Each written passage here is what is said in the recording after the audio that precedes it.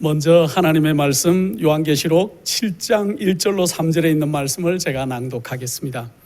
이 일 후에 내가 네 천사가 땅 내 모퉁이에 선 것을 보니 땅의 사방의 바람을 붙잡아 바람으로 하여금 땅에나 바다에나 각종 나무에 불지 못하게 하더라. 또 봄에 다른 천사가 살아계신 하나님의 인을 가지고 해 돋는 데로부터 올라와서 땅과 바다를 해롭게 할 권세를 얻은 네 천사를 향하여 큰 소리로 외쳐 가로되 우리가 우리 하나님의 종들의 이마에 인치기까지 땅이나 바다나 나무나 해하지 말라 하더라. 지금은 우리 하나님의 종들의 이마에 살아계신 하나님의 인이 쳐지고 있는 그러한 굉장히 엄숙한 시대에 우리가 살고 있는 것 같습니다. 온 세상이 요동하고 정말 때가 다 된 것을 우리는 피부로 느끼고 있고, 어떤 사람들이 인정하든지 인정하지 않든지 정말로 마지막을 향해서 쏜살같이 달려가는 형편들을 여러분들이 느끼고 계실 것이라 그런 생각을 합니다. 세계 각처에서 마지막 예언들이 성취되고 있고, 또 정말 우리 주님이 곧 오실 것 같은 징조들이 우리 눈앞에 시시각각으로 보이는 때 우리는 지금 살고 있는 것 같습니다. 세상이 얼마나 어려운지 모르겠습니다.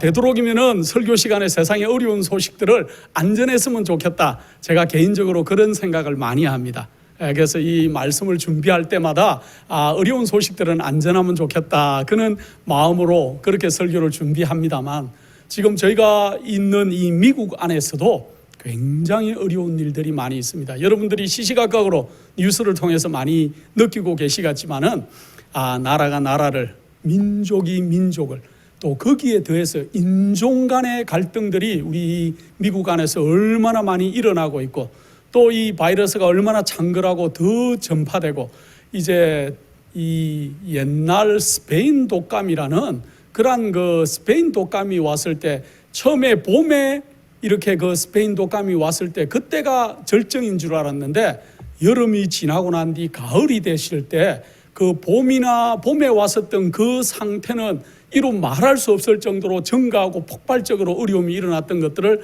우리가 역사적으로 잘 알고 있습니다. 아마 지금 WHO에서 발표하기는 아마 스페인 독감과 같은 그러한 그 팬데믹이 앞으로 이 코로나 바이러스로 인해서도 오지 않을까. 그래서 굉장히 잦아들지 않고 확산되는 그런 모습으로 인해서 어려움을 겪습니다. 중국은 뉴스를 통해서 보니까 중국은 저희 미국만큼이나 어려움에 직면해 있는 것들을 알 수 있습니다. 엄청난 천재지변들. 거기다가 얼마 전에는 이제 홍수가, 남쪽 지방에 홍수가 어마어마하게 홍수가 많이 왔는데, 그 홍수로 인해서 앞으로 닥칠 어려움들을 헤아리기가 힘들 만큼 홍수가 어렵게 많이 왔습니다. 제가 그 메뚜기에 대한 것을 제가 한 달 전에 또 얘기를 드렸는데, 그 아프리카에 홍수가 3번 큰 홍수가 오고 난 다음에 아프리카의 그 알들에서 부화한 메뚜기가 굉장히 활성화된 것을 알 수 있고, 이란도 마찬가지였습니다. 중국의 지금 남쪽 지방에 곧 이제 메뚜기가 상륙하고 있는 즈음에 홍수가 났어요. 앞으로 이 일이 어떻게 전개될지 모르겠는데, 이 남쪽 지방에서만 메뚜기가 창궐 앞으로 할 게 아니고 저 북쪽 만주 지방 쪽에서 지금 메뚜기의 알들이, 유충들이 깨어나고 있어요. 근데 거기가 왜 중요하냐 하면은, 거기가 이 중국의 콩을 재배하는 많은 퍼센트를 차지하는 콩 재배 집단 산지예요. 만약에 그곳에서 메뚜기가 그것들을 먹기 시작한다 그러면은 앞으로 중국에 엄청난 식량량이 올 것이고, 그 다음에 지금 잠잠해지지 않았지만은 아프리카 돼지 열병으로 인해 가지고 중국에는 그 돼지들이 많이 도축이 됐어요. 근데 중국인들의 그 먹거리 가운데 돼지가 차지하는 비중이 굉장히 크기 때문에 앞으로 이 문제도 심각하게 중국에 어려움을 줄 것입니다. 그래서 이 중국이 처한 상황도 굉장히 어렵다.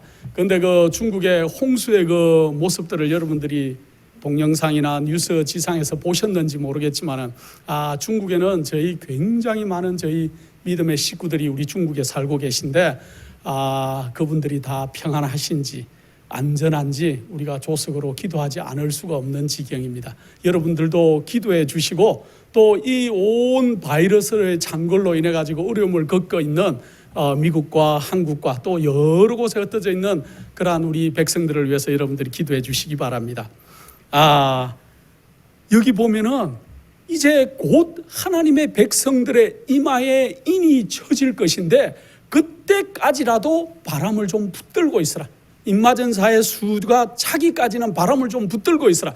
그래서 지금 바람을 내 천사가 붙들고 있지만은 점점 바람이 세게 불고 그 붙들고 있는 손의 힘들이 약해지는 느낌을 우리가 봤습니다.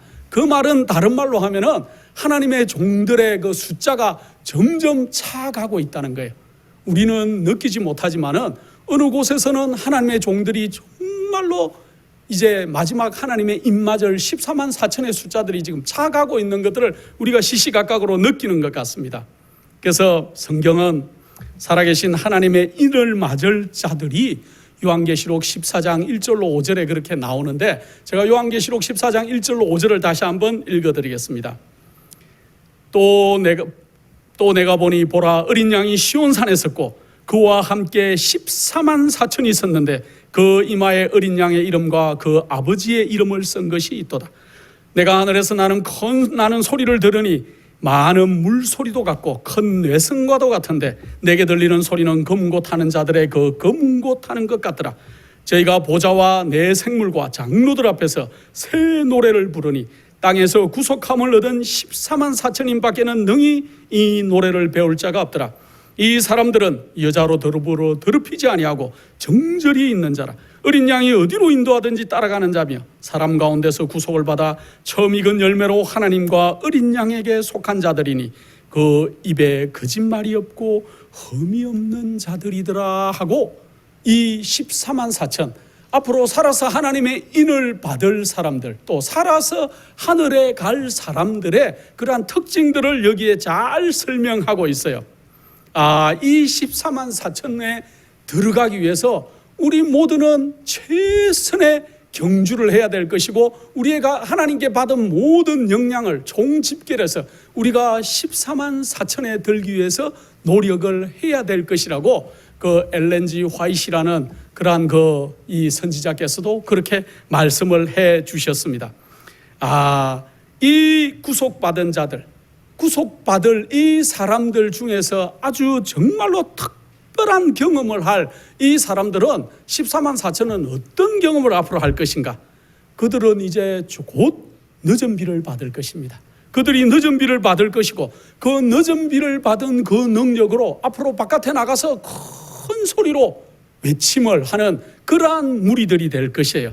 그런데 이 큰 소리 외침을 하고 나면은 이제 앞으로 우리 예수님께서 지금 지성소 봉사를 곧 이제 마치시고 나오시게 될 것이고 그 점에 이제 이 땅에는 계시록에 얘기하고 있는 16장에 얘기하고 있죠. 7 재앙이 문자 그대로 내리게 될 것입니다.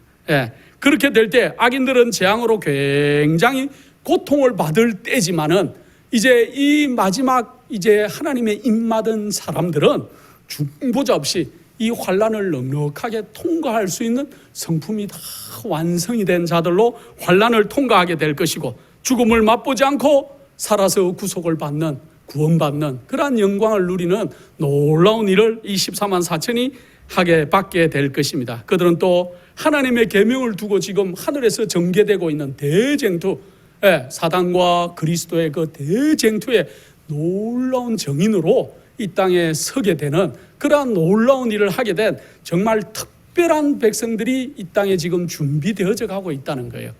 그래서 이 땅에 지금 하나님의 입맞은 자의 숫자가 차가고 있는데 여러분과 저도 그 자리에 참여하면 얼마나 감사하겠습니까? 우리의 가장 큰 목표는 그것이 되어야 될 것입니다.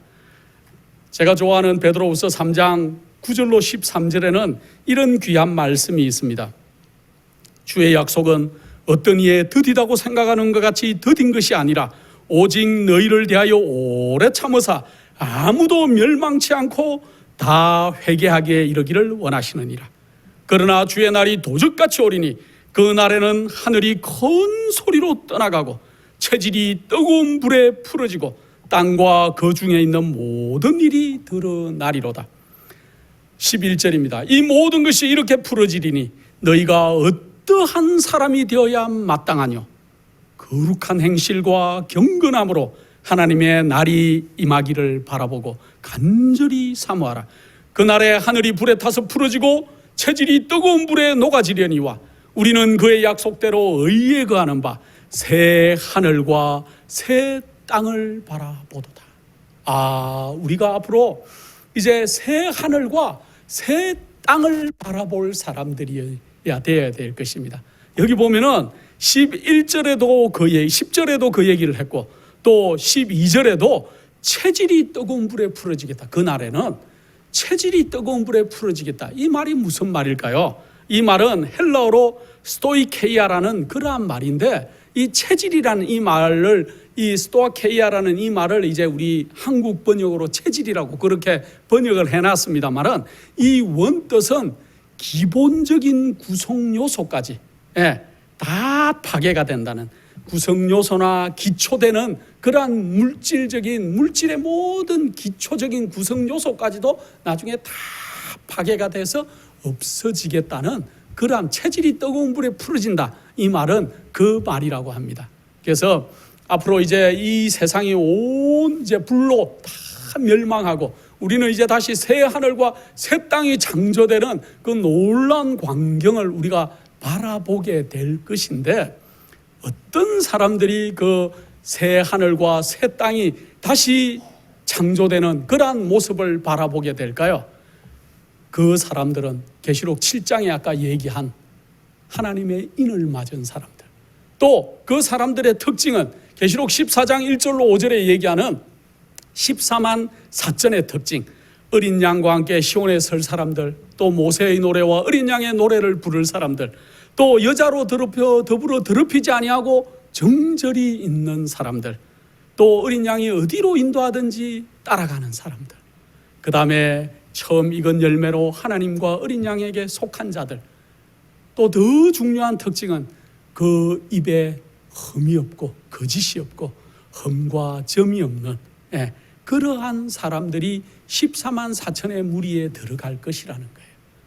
그래서 우리는 다 그러한 사람들이 되어야 될 것인데 오늘 이제 저희는 새 하늘과 새 땅을 바라볼 사람들의 정말로 품성적인 특징은 어떤 것들이 있을지를 잠깐 몇 가지를 생각해 보도록 하겠습니다. 하느님의 그 나라에 모두가 들어가기를 원해요. 그런데 어떤 사람들이 하늘에 정말로 들어갈까요? 하늘에 들어갈 사람들은 하나님을 닮은 사람들이라 그랬어요. 하나님의 품성을 닮은 사람들. 다시 말해서 우리 예수 그리스도의 품성을 닮은 사람들만이 하늘에 들어가겠다는 겁니다. 여러분과 제가 지금 예수님의 품성을 닮아가고 있습니까? 아니면 퇴보되고 있습니까? 우리가 늘 예수 그리스도의 품성을 닮아가는 믿음의 백성들이 되어야 될 것입니다. 고상하고 순결한 우리 예수 그리스도의 그 품성을 닮아가는 믿음의 백성들만이 그 하늘에 들어갈 것이고 새 하늘과 새 땅을 바라볼 것입니다. 하늘이 인정하는 자는 어떤 사람들을 그럼 하나님이 인정할까요? 하나님은 이제 14만 4천을 인을 찍으실 때 어떤 사람들을 인을 찍으라고 천사들에게 명할까요? 그 사람들은 이 사람들이 과연 정말로 나의 품성을 앞으로 대표할 수 있을까? 사단과 예수 그리스도의 대쟁투에 하나님의 율법이 틀렸다고 고소하는 사단과 또 하나님의 율법은 정확하고 변함이 없고 또 공의롭다는 것을 삶으로 드러내 줄 수 있는 사람들이 이 땅에 생겨나야 대쟁투의 모든 것들이 판가름 날 것입니다. 그때 정말로 이 사람들이 나의 품성을 대표할 것인가? 정말로 그들이 내가 가르치는 대로 겸손하게 나를 따라올 것인가 하는 것이 우리가 하늘에 갈 수 있는 표준이 될 것입니다. 그래서 영혼의 전이, 그 사람의 영혼의 전이 정말로 깨끗한가 아닌가. 남들은 잘 몰라요. 사실은 근데 자기도 잘 모를 수가 있어요. 계속 마음의 양심의 화인을 받으면은 자기는 옳게 사는 것 같아요. 그래서 양심의 잣대가 모든 사람들이 달라요. 나는 내 양심껏 합니다 하지만은 우리의 양심은 다 낡은 것들이라 우리의 양심을 기준으로 삼아야 될 것이 아니고 하나님의 율법과 우리 예수 그리스도가 우리의 표준이 되어야 될 것입니다. 또 하나님께서는 겸손한 사람들을 사용하셔서 당신의 일을 마치실 것이다 그렇게 했습니다. 그래서 우리가 정말로 아버지 하나님 앞에 겸손한 사람들이 되어야 돼요. 어떨 때 주님이 이리 가라 하는데 제가 생각할 때는 아닙니다. 요나처럼 아유 그쪽으로 가 지금 니누의 그 성 가서 얘기해봐야 안 되겠습니다. 그렇게 자기 판단으로 해서는 안 될 것입니다. 물론 하나님이 어떤 경우에는 요나처럼 다 이렇게 잡아서 딴 데로 옮겨도 놓으시기는 하지만은 어떤 경우는 그렇게 안 하시는 경우도 있다는 거예요. 그래서 우리가 우리 마음을 겸손하게 주님 앞에 내려놔야 됩니다. 만약에 우리가 하나님의 형상과 하나님의 이름을 가지려고 생각하는 사람, 또 하늘에 가기를 원하는 사람들은 첫째 조건이 죄악을 버려야 된다는 거예요. 죄악을 마음에 품고 있으면은 우리가 하나님의 형상대로 하나님의 이름으로 남들에게 전하거나 드러내는 일은 불가능할 것입니다. 창세기 1장 26절에 하나님이 우리의 형상을 따라 우리의 모양대로 사람을 창조하자고 의논하시는 것들을 여러분들이 읽으셨을 겁니다. 우리는 누구를 닮았습니까? 우리는 하나님을 닮은 백성이에요. 하나님이 어떻게 생겼을까? 예수님이 어떻게 생겼을까? 다 궁금해 하십니까? 우리 모양 같을 것입니다. 그러나 우리 모양은 아니지요. 우리는 너무 이렇게 죄악으로 물들고 문들고 태화된 그러한 모습이지만은 그러나 하나님의 모습은 그 외계인 ET처럼 이렇게 머리가 크고 뭐 이런 모습이 아니고 우리가 하나님의 형상으로 지형을 받은 사람들이니까 모습은 우리 같을 것입니다. 그러나 우리가 뭘 닮아야 된다고요? 하나님의 품성을 닮아야 돼요. 하나님이 처음 우리를 창조하셨을 때 그 아름다운 마음이 지금 너무나 타락했으니까 그 마음을 회복하는 사람들, 마지막에 정말로 천연 기념물처럼 하나님의 법대로 사는 사람들, 그 사람들에게 하나님께서 인을 찍으시겠다는 거예요. 우리를 그런 사람들을 왜 뽑을까요? 그들은 어떤 불의가 와도 타협하지 않는 사람들이니까. 이것이 진리다 하면은 이 진리를 끝까지 고수할 사람들이니까. 많은 주변에 반대가 있고 비방이 있고 비난들을 하고 그렇게 하지만은 우리가 이 길이 정론이 이 길로 가라고 하면은 우리가 그 길로만 갈 수 있는 사람들, 심지가 굵은 사람들. 마지막에는 인물이 부족이라 그러죠. 나침반이 남북을 가리키듯이 이렇게 변하지 않는 사람들이 있어야 되는데 고장난 나침반 같은 사람들이 이 땅에 너무 지금 많이 있으니까. 그리고 중요한 것은 우리가 하나님의 자녀라면은 우리가 예수 그리스도를 마음에 모신 사람처럼 이 땅에서 살아야 돼요. 내 마음속에 예수님은 모시고 삽니다는 얘기하지만은 많은 사람들이 신앙을 하는데도 불법을 행해요. 또 많은 지도자들도 자기들의 인기나 자기들의 큰 일들을 위해서는 잘못된 일들을 경영하는 분들도 이 세상에는 너무나 많이 있어요. 그래서 우리가 정말로 진리에 굳게 서는 사람들, 또 어떤 반대가 와도 여기서 요동치지 않는 사람들, 그리고 하나님의 자녀답게 그 마음에 예수 그리스도가 딱 자리 잡은 사람들을 하나님께서는 인을 치시겠다는 거예요. 제가 이제 그 유튜브를 보지는 못했는데 이제 설교를 이렇게 좀 이렇게 설치하다 보니까 어떤 그 목사님이 이름은 잘 모르겠는데 인기가 많다는 그러한 목사님의 동영상이 하나 올라왔더라고요. 왜 인기가 많은가 보니까 그분이 암에 걸리셨는데 내가 왜 암에 걸렸는가를 진실하게 얘기하니까 인기가 많다 그럽니다. 그래서 저 방법도 좋은 방법이긴 하다. 진솔하게 본인이 신앙을 하다가 암이 걸렸는데 왜 목사님도 왜 암이 걸렸을까 뭐 이런 걸 설파하니까 사람들이 많이 클릭을 한다 그럽니다. 근데 클릭 수가 많다고 그게 진리는 아니에요. 이 음식을 잘 먹는 사람들도 100만 클릭에 하나를 잘 맛있게 만들어서 라면 하나 잘 먹는 것도 보니까 100만 명이 보고 200만 명이 보고 그래서 유튜브에서 돈을 많이 번다 그럽니다. 그런데 그런 것이 아니라 우리가 정말 마지막에는 정말로 진리에 굳게 서서 어떠한 반대가 오고 어떠한 요동이 오더라도 흔들리지 않을 사람들, 그런 사람들을 하나님은 나를 대표할 사람이다. 사단과 예수 그리스도의 대쟁투의 그 정인으로 서야 될 사람들은 특별한 사람들일 것입니다. 각 시대의 대쟁투라는 그러한 거룩한 책 483페이지는 이렇게 귀한 말씀이 있습니다. 진심으로 죄를 회개하고 믿음으로 그리스도의 피를 그들의 속죄 제물로 주장하는 사람들에게는 하늘의 책에 기록된 저들의 이름 아래 용서받았다는 말이 기록된다. 우리가 하늘에 책들이 있다는 걸 아시죠? 하늘에 그 책들이 있는데 그 생명책이 있고 죄의 책이 있고 기념책이 있다고 우리는 성경에서 배웠습니다. 그런데 우리의 그 모든 것들이 기록이 된다고 지금 알고 있어요. 그런데 우리의 기록이 잘못된 기록들이, 죄의 기록들이, 우리의 실수의 기록들이 어떻게 없어질까요? 진심으로 죄를 회개하고 믿음으로 예수 그리스도의 피를 그들의 속죄 제물로 주장하는 사람들에게는 하늘 책에 기록된 저들의 이름 아래 용서받았다는 말이 기록된다.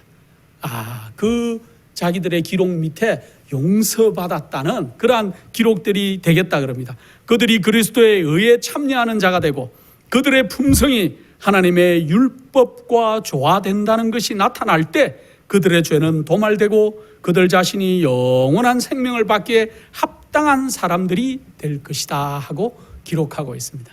그래서 우리가 이 죄의 문제, 또 내가 이 땅에서 어떻게 예수 그리스도를 닮고 하나님의 품성을 남들에게 드러내면서 사는지는 우리의 삶에 직접적인 영향이 있는 문제이기 때문에 너무나 엄숙한 일인 것 같습니다.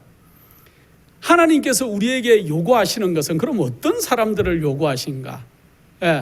그 부자 법관이 예수 그리스도를 찾아왔을 때 우리 예수님께서 뭐라고 얘기했습니까? 그 젊은 부자 법관은 참 안타까워요. 그 사람은 예수님이 잘했으면은 그 사람을 픽해서 예수님의 제자로 우리 성경에 지금도 이름이 계속 우리가 베드로, 요한, 야고보, 안드레처럼 이렇게 불려졌을 그러한 사람이었을 것입니다. 그런데 그 사람이 어떻게 하고 떠나갔다 그러지요? 그가 재물이 많음으로 근심하면서 떠나갔다. 그런데 뭐라 그랬습니까? 먼저는 떠나가기 전에 하나님께서 율법을 잘 지키라 그랬어요. 그러니까 제가 어려서부터 율법을 너무 잘 지킵니다. 그렇게 얘기하니까 예수님께서 뭐라고 또 얘기하십니까? 내 이웃을 내 몸과 같이 좀 사랑하라는 그러한 의미의 깊은 그러한 그 황금률을 얘기하시는데, 그게 여러분들 보면은 그 사람에게는 재물을 다 팔아서 가난한 자를 나눠주고 날 쫓아라 그 얘기를 했지만은 예수님께서 성경에서 실질적으로 하나님의 율법을 잘 지켜라 할 때는 뭐라고 얘기하시는 겁니까? 두 자로 딱 요약하면은 하나님을 사랑하고 내 이웃을 내 몸과 같이 사랑해라. 우리가 이 땅에서 살아갈 때 예수 그리스도의 품성이 어떤 품성일까? 우리가 하나님과 닮은 사람은 어떤 사람일까 고민할 것이 아니고 우리 마음속에 정말로 하나님을 사랑하는지 그걸 자기 자신에게 물어보면 될 것입니다. 내가 정말로 나의 모든 것을 다 버리고라도 우리 주님만을 따라갈 것인지 아닌지를 그냥 본인에게 질문해 보면 될 것입니다. 또 한 가지는 내 이웃을 내 몸과 같이 사랑하는지, 이게 잘 안 될 것 같아요. 하나님은 정말로 제가 사랑합니다, 예수 그리스도의 뜻대로 살겠습니다 하지만 이웃을 정말 내 몸같이 사랑할까요? 그게 쉬운 일은 아닌 것 같습니다. 내 이웃을 정말 내 몸과 같이 사랑하라. 예. 그래서 우리 자신에게 진솔하게 물어봐야 돼요. 내가 정말 하나님을 사랑하는가? 예수 그리스도를 따라갈 마음이 있는가? 또 한 가지는 내가 정말 내 이웃을 내 몸같이 사랑하는가? 아니면은 내 이웃에 하는 행동이 못마땅할 때가 있고 아직 내 기준에 차지 않을 때가 있고, 그렇습니까? 아니면 제가 지난주에 그 길을 잠깐 가는데 요즘 미국의 그 길에 제가 짭을 잃었습니다, 또 집이 없습니다 하고 팻말을 들고 서 있는 사람들이 꽤 많이 늘었습니다, 저희가 사는 동네에도.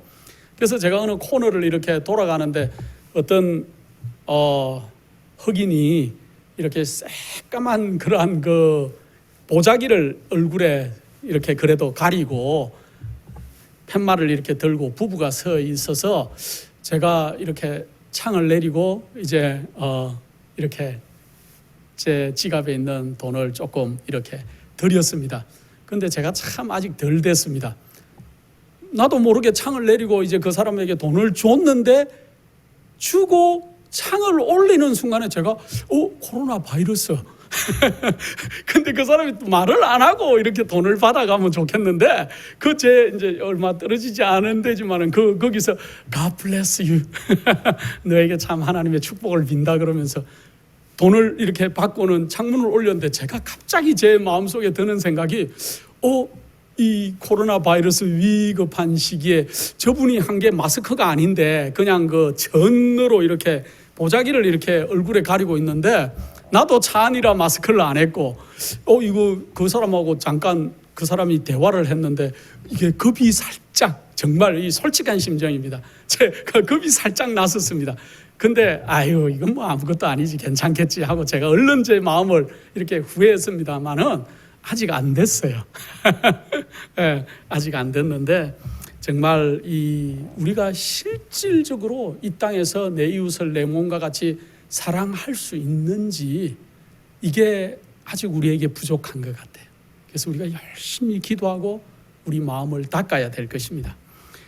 우리는 하나님께 기도할 때도 거룩함을 달라 그러고 또 거룩하신 아버지 하나님께 거룩이란 단어를 얼마나 많이 사용하는지 모르겠습니다. 여러분들 거룩함이 뭘까요? 거룩함이라는 것은 여기 잘 그 시대의 소망이라는 그 책에 굉장히 거룩함에 대해서 잘 표현해 놨습니다. 556페이지에 거룩함이라는 것은 하나님께 전체를 바치는 것이며 마음속에 있는 하늘의 원칙에 마음과 생애를 완전히 복종시키는 것이다 그랬어요. 이 말씀이 얼마나 좋은지 모르겠습니다. 우리가 거룩함, 거룩 찬송도 많이 하고 거룩이라는 단어를 우리가 너무나 많이 사용하는데 정말로 거룩은 뭐냐 하면은 하나님께 전체를 바치는 것이래요. 여러분과 제가 지금 우리의 모든 인생의 전체를 하나님께 바치고 계십니까? 아니면은 아직은 그 마음이 조금 부족하십니까? 또 마음속에 있는 하늘의 원칙에 마음과 생애를 완전히 복종시키는 거래요. 복종이라는 단어는 이제 그냥 이 형식적으로 하는 것이 아니죠. 완전히 굴복하는 것이. 완전히. 그래서 우리의 생활이 그리스도인의 생활이라는 것이 하나님께 완전히 전체를 바치면서 복종하는 거래요. 우리의 마음을 복종하는 것. 물론 우리의 재물을 바치고 또 우리의 시간을 바치고 하는 것도 너무나 중요한 문제입니다. 그러나 우리의 마음을 온전히 하나님께 바치는 문제가 우리의 거룩함이라는 거죠.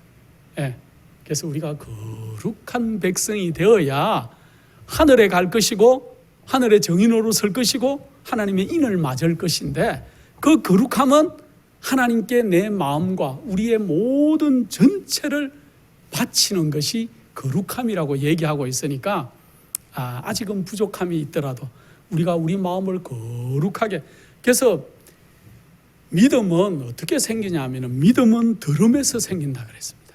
하나님의 말씀을 읽고 또 말씀을 듣고 내 마음을 들이면은 하나님의 성령이 우리를 도우실 거예요. 우리로서는 할 수가 없어요. 그러나 성령의 도움을 받으면은 우리 같은 사람도 하나님의 거룩함에 참여할 백성으로 자라갈 수 있다는 것이죠. 그래서 우리가 거룩함을 연습해야 될 것입니다. 그리고 우리가 이 땅에서 지금 해야 될 일은 그리스도의 품성을 생활화하는 거예요. 예, 매일매일의 생활 속에서 우리가 거룩한 사람으로 이렇게 생활 속에서 드러나야 된다는 거죠. 이 세상에서 우리가 할 수 있는 가장 큰 일은 그리스도의 품성을 생활화함으로써 하나님께 영광을 돌리는 것이다. 보라, 내 백성이 어디 있는가 할 때 여기 와 보면은 내 백성이 있습니다. 우리 예수님께서 또 우리 하나님께서 늘 에녹을 자랑스럽게 여기셨어요. 예, 롯도 하나님께서는 인정하는 사람이었고, 그죠? 또 이 아브라함도 하나님이 내 보이시기를 원하는 사람이었어요. 예, 자랑스럽게 생각하는, 우리도 그러한 사람들이 될 수 있을 것 같습니다. 불친절하고 참지 못하는 정신은 그리스도인의 정신이 아니라 그랬습니다. 우리의 발을 위해 곧은 길을 만들기 위해서는 우리가 무엇을 해야 하는가? 우리는 가정에서나 바깥에서나 불친절한 말은 하지 말아야 한다. 우리는 모든 사람들에게 대하여 온유하고 관대하여야 한다.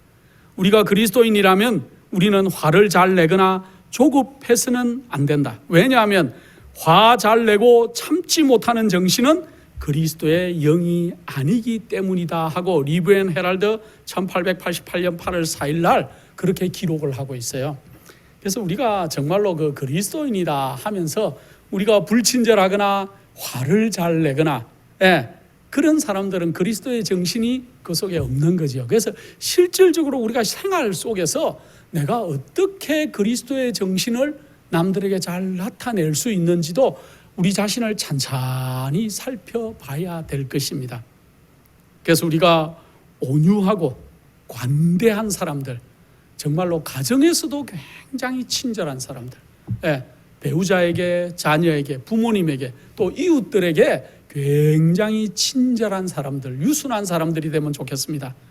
그리고 또 직장이나 또 만나는 사람들, 교우님들에게도 친절한 사람들이 되면 참 좋겠습니다. 또 티나 주름 잡힌 것이 없는 그런 사람들이면 좋겠어요. 그래서 우리의 그 성격 속에 주름이 막 져 있으면 안 될 것입니다. 제가 그 병원에 가가지고 이렇게 뇌출혈을 이렇게 당한 그러한 그 CT 사진을 이렇게 저희 어머님 때 한번 봤습니다. 그랬는데 그 뇌 사진 속에 그 전에도 이렇게 그런 것들이 있었다는 것들이 사진으로 찍혀 있는 걸 제가 보고 충격을 좀 받았습니다. 그래서 이 인간의 뇌 속에도 이렇게 뇌출혈이 오거나 또 이렇게 풍이 좀 오면은 그 이렇게 흔적들이 남아 있는 것들을 알 수가 있었어요. 뇌 속에. 마찬가지로 우리의 성격 속에도 주름이 잡혀요. 계속 화를 내거나 또 잘못하거나 또 우리가 급한 성격을 가지거나 그런 것들은 우리의 성격 속에 주름이 잡혀 있을 수가 있어요. 또 흠집으로, 점으로 이렇게 콱콱 박혀 있을 수 있으니까 우리가 그러한 사람들이 되지 않도록 그렇게 해야 될 것이고, 우리의 영혼을, 남들의 영혼도 중요하지만 우리 자신의 그러한 그 영혼을 정결하게 취급할 수 있는 사람들이 되어야 돼요. 나 자신이 참 이 나의 그러한 그 속 사람을 깨끗하게 보존하기 위해서 우리가 노력하는 자들이 되어야 될 것입니다. 우리 주님께서는 순결한 예복을 입은 사람들에게 이렇게 주님의 잔치자리에 오라고 그렇게 얘기하고 있어요. 그래서 우리가 이 땅에서 하늘로 가지고 갈 수 있는 그러한 그 예복, 그 세마포 예복을 입는다 하는 그 예복을 입는 거는 뭐라고 얘기했죠? 우리가 성경에서 우리의 품성이라고 얘기하고 있습니다. 그래서 이 땅에서 하늘로 가지고 갈 수 있는 유일한 것이 하나가 있는데, 그것은 이 땅에서 우리가 가지고 있던 품성인 것이죠. 그래서 우리가 이 땅에서 성도들의 옳은 행실이라 그러한 이 품성을 잘 이렇게 흠이 없도록 잘 그렇게 유지해서 하늘에 갈 수 있는 자들이 되면 좋겠습니다. 그 실물교훈이라는 영감적인 책 309페이지, 312페이지에는 이런 말씀이 있습니다. 우리가 우리 자신을 그리스도께 바치는 때에는 우리의 마음은 그리스도의 마음과 연합이 된다 그랬습니다. 우리가 우리 마음을 그리스도께 바치면은 우리 마음이 그리스도와 연합이 된다 그래요. 자, 그런데 우리의 뜻은 그의 뜻에 합병이 된다 그래요. 우리의 뜻이 그리스도의 뜻에 합병이 되고, 우리의 정신은 그의 정신과 하나가 되고, 우리의 생각은 그에게 사로잡히게 되어 드디어 우리는 우리의 생애를 예수 그리스도의 생애처럼 살게 될 것이다 하고 얘기하고 있습니다. 이것은 곧 의의 옷을 입는다는 의미입니다. 그래서 우리가 의의 옷을 입어라, 거룩한 옳은 행실, 성도들의 옳은 의의 옷을 어떻게 입는 것인가? 그거는 우리 자신을 그리스도께 그냥 바치라는 거예요. 그러면 우리 마음이 그리스도의 마음과 하나가 될 것이고, 우리의 정신이 그렇게 될 것이고, 우리의 뜻이 그의 뜻에 합병이 될 것이고, 우리의 생각이 사로잡히게 된다 그래요. 그렇게 되면은 우리는 의의 옷을 입는 그러한 사람들이 될 것이다 하고 얘기하고 있습니다. 하늘에 가면은 우리 하늘의 보좌 주변에 성도들이 쫙 둘러설 것인데, 누가 가장 하나님 가까이 있을까요? 참 의문 같지만은 하나님의 사랑을 가장 많이 체득한 사람들. 옛날에 그 예수님의 12제자가 있었지만은 가장 누가 예수님 가까이에 늘 있고자 소망을 했습니까? 요한이 늘 예수님 가까이 있고자 했고, 막달라 마리아는 늘 예수님 옆에 있고자 하는 소망을 가진 사람들이었어요.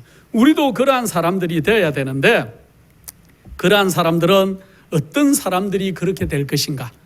예수님의 사랑을 자기가 가장 많이 몸소 체험한 사람들, 그 사람들이 가장 우리 주님 가까이에 설 것 아닌가 그런 생각을 합니다. 고린도전서 13장에 보면은 자랑하지 아니하고 교만하지 아니하고 자기의 유익을 구치 않고 성내지 아니하고 악한 것을 생각하지 않는 그런 사랑을 얘기하고 있어요. 우리가 이 땅에서 자랑하고 싶죠. 교만하지 말라 그러는데 어떨 때 우리가 교만해져요. 자기의 유익을 구치 말라 그러는데도 우리는 어쩔 수 없이 이 땅에 살지만 우리의 유익을 많이 구하지요. 성내지 아니한다. 성내지 않아야 되는데 어떨 때 불쑥불쑥 우리의 속 사람이 변화되지 않은 것들이 올라오지요. 악한 것을 생각하지 말아라. 참 이게 중요한 것 같습니다. 우리의 생각은 남들은 몰라요. 그러나 내 마음속에, 내 속에서 악한 것을 자꾸 도모하는 사람들, 그런 사람들이 아닌 정말 고린도전서 13장에 얘기하는 정말 사랑을 전체를 얘기하는 그런 사랑으로 똘똘 뭉친 그런 사람들, 그래서 그리스도께서 행하신 것 같이 행하는 사람들, 참을성 있고 부드럽고 친절하고 마음이 온유하고 겸손한 사람들, 그리스도의 멍에를 메고 그분의 짐을 지는 사람들, 예수님께서 영혼들을 그리워하신 것 같이 영혼들을 그리워하는 사람들, 이 사람들은 우리 주인의 즐거움에 참여하는 자들이 될 것입니다. 제가 이번 주에 우리 고 강병국 목사님의 그 설교를 듣고 있는데, 우리 목사님께서 수많은 사람들을 모아놓고 전도 설교를 하는 설교였습니다. 그런데 그 설교 속에서 제 마음을 울린 한 가지가 있었어요. 뭐라고 말씀하시냐 하면은, 목사님께서 우리가 큰 인기를 얻거나 대중적으로 많이 모으거나 그런 것도 중요할지 모르지만, 그것보다는 목사님께서 뭐라고 말씀하시냐 하면은, 한 영혼이라도 지금 이 말씀을 듣고 깨달는 사람이 있다면은 그것으로 우리는 굉장히 만족한다는 말씀을 해주셨습니다. 제가 얼마나 은혜를 많이 받았는지 모르겠습니다. 비록 우리가 소수 같고 어디에 누가 있는지 모르겠고 저희가 하는 이 방송을 얼마나 많은 사람들이 듣고 보고 깨달는지 모르지만은 제가 이번 주에 결심한 한 가지는 한 영혼이라도 오늘 이 말씀을 통해서 믿음을 같이 나눌 수 있고 또 마음의 위안을 받으시는 성도님들이 계시다면은 우리는 그것으로 참 하나님의 일을 하는 사람들이 아닐까 하는 그런 생각을 마지막으로 해봤습니다. 이제 마지막으로 우리는 우리 자신들에게 진지한 질문을 좀 해봐야 돼요. 어떤 질문을 해야 되는가? 내가 과연 하나님 앞에 흠없이 설 수 있는가? 이렇게 말씀들은 많은데 정말로 계시록에 나오는 많은 말씀들, 베드로서에 나오는 말씀들, 여러 가지 말씀들이 많은데 정말로 과연 나는 하나님 앞에 지금 흠없이 설 수 있는가? 이 질문을 우리 스스로에게 해봐야 될 것입니다. 내가 과연 하나님의 보좌 앞에 흠없이 설 수 있는가? 이 진지한 질문을 우리의 영혼에서 흘러나오게 그렇게 해야 될 것입니다. 흠이 없는 자들만이 그곳에 설 수 있을 것입니다. 아무도 그 마음에 세상에 쓰레기가 가득 찬 상태로는 하늘로 옮겨지지 않을 것이라 그랬습니다. 도덕적 품성에 있어서 모든 결점이 먼저 고쳐져야 할 것이며 모든 더러운 것은 그리스도의 깨끗하게 하시는 피로 제거되어야 할 것입니다. 모든 가정한 성품의 특징들이 극복이 되어야 그 나라에 설 것입니다. 굉장히 어려운 질문이에요. 그러나 우리는 이 일들을 넉넉히 이길 수 있다 그랬습니다. 교회 정언이라는 귀한 책 1권 706페이지에는 그대는 일순간도 놓쳐서는 안 된다. 하늘에는 모든 것이 좋아요, 평화요, 사랑이다. 부조화나 다툼이나 비난이나 아름답지 못한 말이나 찡그린 얼굴이나 불화가 없을 것이다. 그래서 우리가 표준을 높게 잡는 게 문제가 아니고 우리가 어렵다고 생각하지 마시고 우리가 우리의 마음을 바치면 돼요.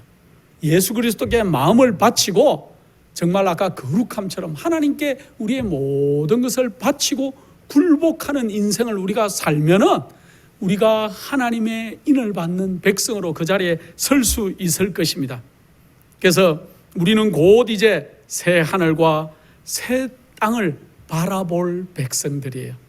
그런데 오늘 우리 주님께서 우리를 부르셔도 우리가 준비가 되어 있는지 나 자신에게 다시 한번 질문해 보시고 우리가 늘 예수 그리스도의 품성을 닮아가는 거룩한 백성으로 자라가시는 믿음의 백성들이 다 되시기를 간절히 소망합니다.